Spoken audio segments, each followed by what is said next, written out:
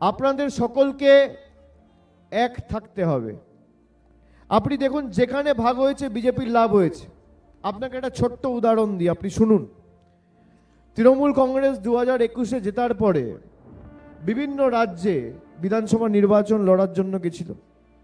তার মধ্যে একটা রাজ্য হচ্ছে মেঘালয়, যেখানে এই মুহূর্তে আমরা প্রধান বিরোধী দল হিসেবে স্বীকৃতি পেয়েছি এবং আমাদের প্রতিনিধিরা লড়াই করছে।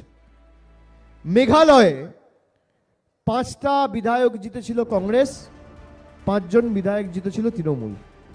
কংগ্রেসের 5 জন বিধায়কের মধ্যে সবকটা চলে গেছে এনডিএতে, বিজেপিতে। আর তৃণমূলের যে 5 জন বিধায়ক ছিল, হাজার চেষ্টা করেও বিজেপি আজ অব্দি ভাঙতে পারেনি। আপনি দেখুন,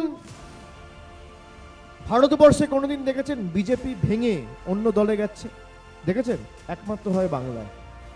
আর অন্যান্য দেখুন, সরকার পাল্টে দিচ্ছে, এমএলএ কিনে নিচ্ছে, কেনা বেচা করে সরকার বদলে দিচ্ছে। আর বাংলায় উল্টো গল্প, তৃণমূল বিজেপিকে ভেঙে দিচ্ছে। তৃণমূলের শক্তিকে, তৃণমূলের শক্তি আপনারা।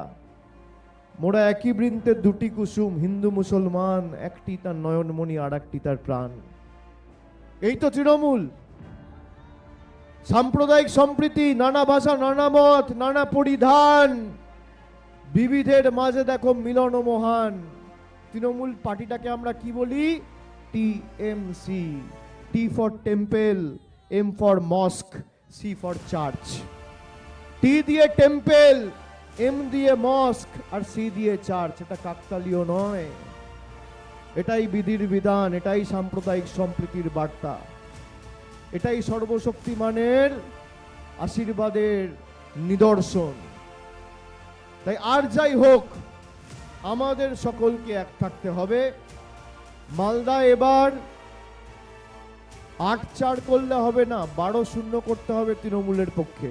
আমি আপনাদের কথা দিয়ে যাচ্ছি, আমি ফেব্রুয়ারি মাসের প্রথম সপ্তাহে, অর্থাৎ 1 মাসের মধ্যে আবার এই মালদার মাটিতে এসে 50,000 লোকের জনসমাবেশ করব।